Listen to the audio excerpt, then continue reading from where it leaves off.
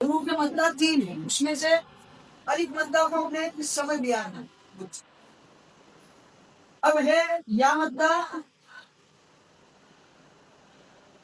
और वाव मद्दा। समझना, हरूफ के मद्दा 3 थे, अलिफ मद्दा, या मद्दा, वाव मद्दा। इसमें से हमने अलिफ मद्दा को अच्छी तरीके से समझ लिया। अलिफ मद्दा किसको कहते हैं? अलिफ खाली से पहले वाला जो हर्फ है उस पर जबर आए तो अलिफ मद्दा होगा। अलिफ खाली इसलिए कहा जाता है कि अलिफ खाली आएगा जब ही अलिफ मद्दा होगा। अगर अलिफ के ऊपर कुछ लग गया, चाहे जज्म लग गया हो या हरकत लग गई हो, तो अलिफ फिर अलिफ बाकी नहीं रहता, हमजा बन जाता है। इसकी मैं आपको मिसाल फतहतूना अफवाजा।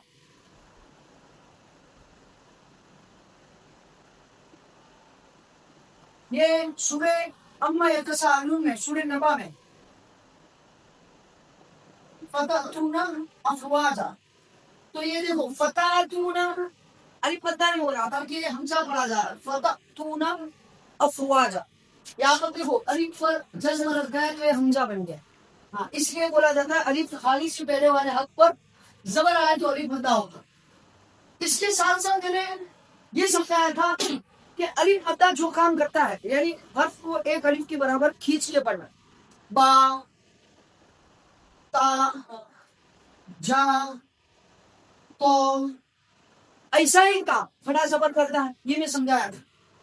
बा, ता, जा, तो। खाली फर्क ये है कि खड़ा जबर में पीछे अलिफ नहीं आता, अलिफ मद्दा में आता है। ये दोनों के दरमियान फर्क, काम दोनों का सेम एक ही है, हर्फ को एक अलिफ के बराबर खींच के पढ़ा जाए। ये हम ये समझ गए।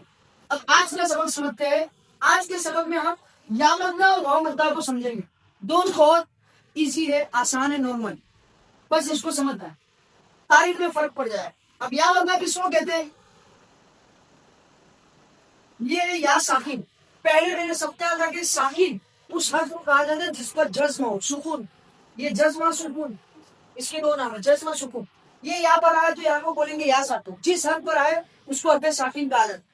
या साकिन से पहले वाले हर्फ के नीचे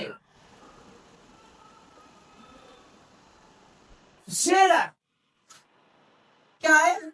जेर, हर्फ के नीचे जेर आए तो या मद्दा बोल।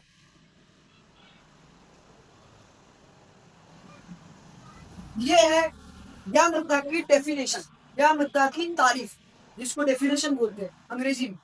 या साकिन से पहले वाले हर्फ के नीचे जेर आए तो या मद्दा होगा।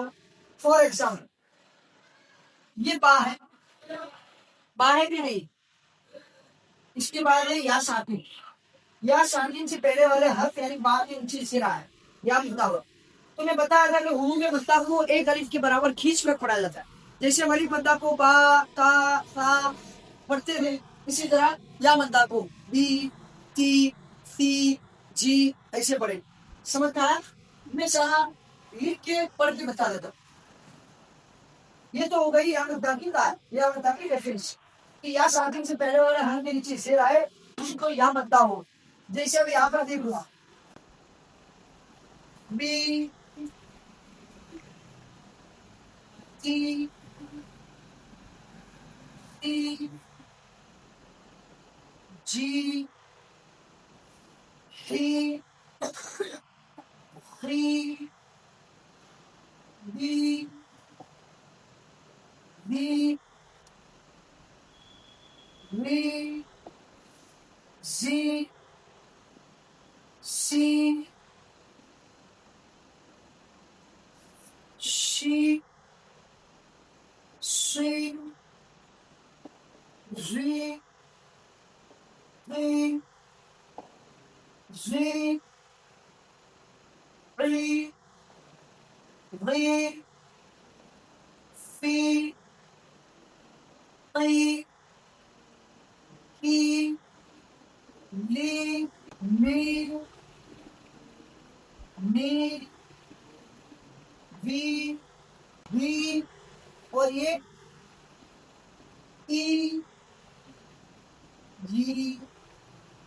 आपने ये बात नोट की कि मैं यहाँ पर अलिफ का नहीं लिखता, ई बी टी नहीं लिखा, बल्कि बी से शुरू किया। ये अलिफ यहाँ पे आ रहा है, ये हमजा रहा ना, ई, ये अलिफ जो आता है ना वो भी हमजा ही है, ये समझो।